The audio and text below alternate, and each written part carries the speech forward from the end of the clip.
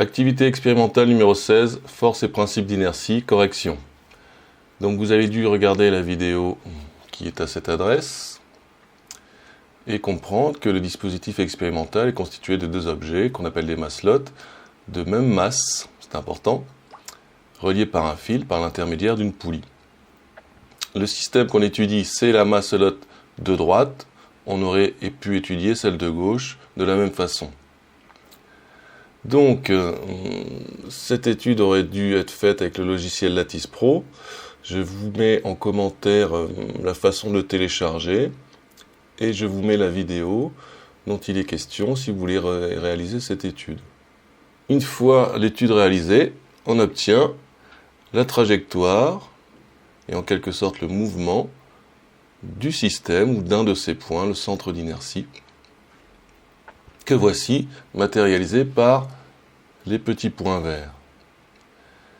Et on nous demande, sachant que évidemment la durée qui s'écoule entre deux points consécutifs est toujours la même, en déduire le mouvement du système. Eh bien le mouvement du système est rectiligne, c'est une ligne droite, parcourue à vitesse constante, puisque la distance entre les points est toujours la même. Donc le mouvement du système est rectiligne et uniforme. Rectiligne, uniforme. Il fallait compléter les lettres manquantes. Donc ça, c'est le mouvement. Maintenant, on va chercher les forces, les actions mécaniques qui s'exercent sur le système. Je vous rappelle qu'une action mécanique, c'est la réalité physique. La force, c'est la façon dont on la représente. Quelle est la première action mécanique à prendre en compte lorsqu'on effectue le bilan des actions qui s'exercent sur un système? Eh bien, la première de ces actions, c'est le poids, c'est-à-dire l'attraction qu'exerce la Terre sur l'objet. On nous demande, petit b, de représenter cette action. Donc, on va faire une force représentée par un vecteur. Le poids, il part du centre d'inertie. Il est vertical, vers le bas. Et on nous dit de faire une longueur de 3 cm. Donc la voici. Et on note toujours une force. Le poids, on l'appelle P. Voilà. Avec une petite flèche au-dessus pour montrer que c'est un vecteur. Voilà le point P.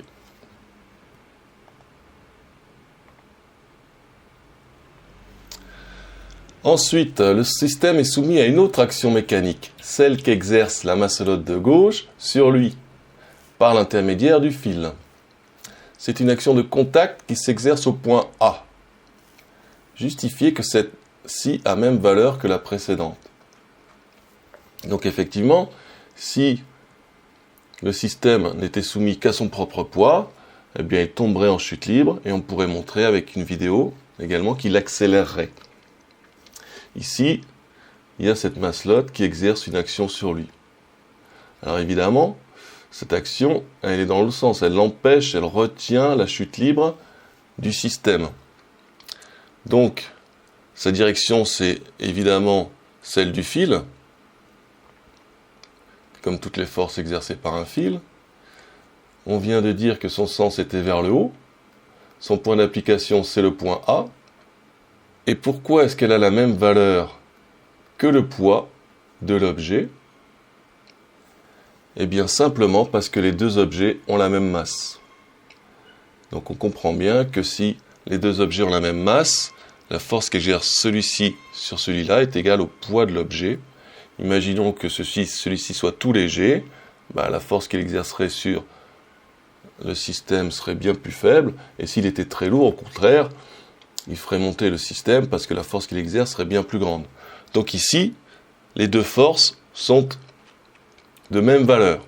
C'est-à-dire qu'on a répondu à la question D. Petit e, on va représenter les forces.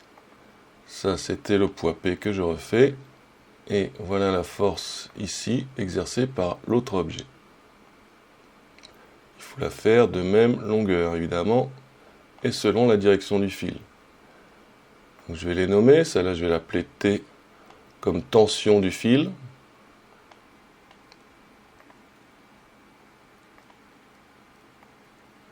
avec une petite flèche dessus. Et je refais P ici.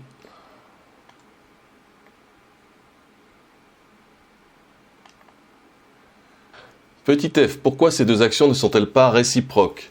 Alors on a vu que des actions réciproques avaient la même direction, même valeur, des sens opposés, mais déjà elles doivent avoir le même point d'application, ce qui n'est pas le cas ici. Mais il y a une raison bien plus importante, c'est que des actions réciproques ne s'exercent pas sur le même système. Ici, ces deux actions, ces deux forces s'exercent sur un seul et même système, le système de la masselote de droite.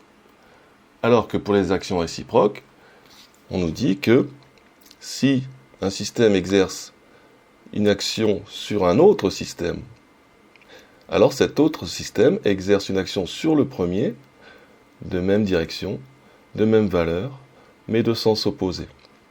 Donc dans le principe des actions réciproques, il y a deux systèmes qui sont pris en compte. Ici, on s'intéresse uniquement à ce système et on représente les forces qui s'exercent sur lui.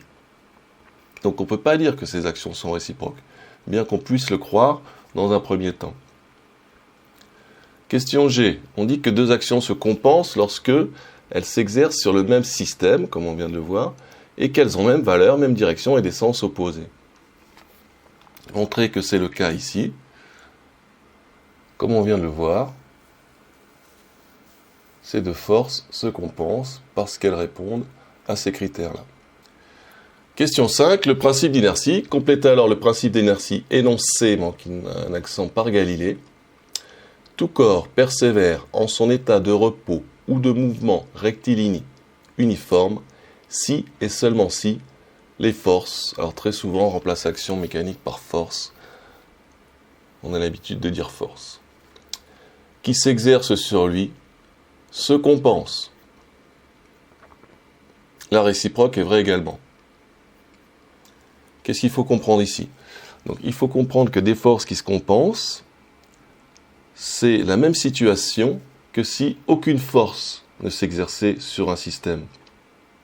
Donc quand on veut relier le mouvement aux forces, on se place dans un premier temps dans le cas le plus simple. Quel est le cas le plus simple? Lorsqu'aucune force ne s'exerce sur l'objet. Et on regarde son mouvement. Seulement, sur Terre, c'est pas possible qu'aucune force ne s'exerce sur un objet, sur un système, puisque le poids est toujours présent. Donc, qu'est-ce qu'on fait pour se retrouver dans ce cas? Plutôt que de supprimer le poids, ce que l'on ne peut pas faire, on exerce une autre force qui compense ce poids, ici la masselote de gauche. Et des forces qui se compensent ou aucune force qui ne s'exerce, ça revient au même.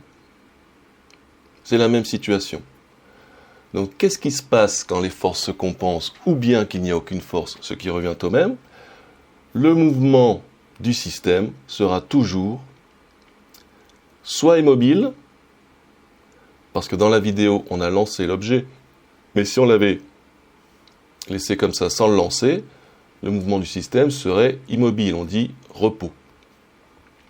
Ou bien s'il a été lancé initialement en mouvement rectiligne uniforme. C'est-à-dire que, en fait, le repos et le mouvement rectiligne uniforme ont même statut physique.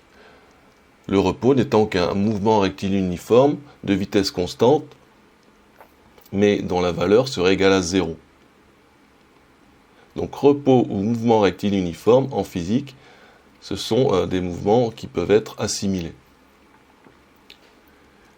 Et ça paraît évident que si aucune force ne s'exerce sur un objet, il sera au repos, mais il peut y avoir du mouvement, mais pas n'importe lequel, uniquement du mouvement rectiligne et uniforme.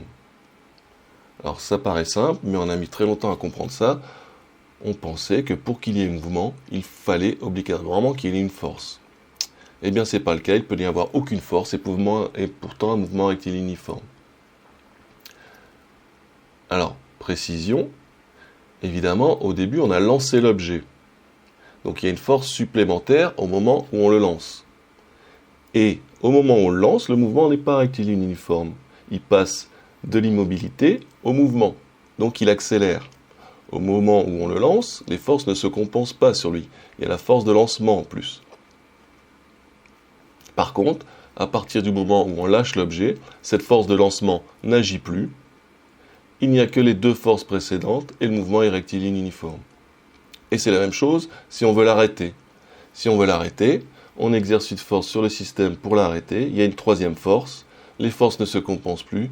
Le mouvement n'est plus rectiligne uniforme puisqu'il passe du mouvement à l'immobilité. Donc sa vitesse change. Deuxième précision, la réciproque est vraie également. Quand on affirme quelque chose, la réciproque n'est pas forcément vraie. Elle peut l'être, elle peut ne pas l'être.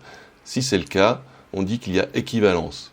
Donc ici, la réciproque est vraie également. C'est-à-dire que si les forces qui s'exercent sur un objet se compensent, alors le mouvement sera rectiligne uniforme ou bien au repos, immobile.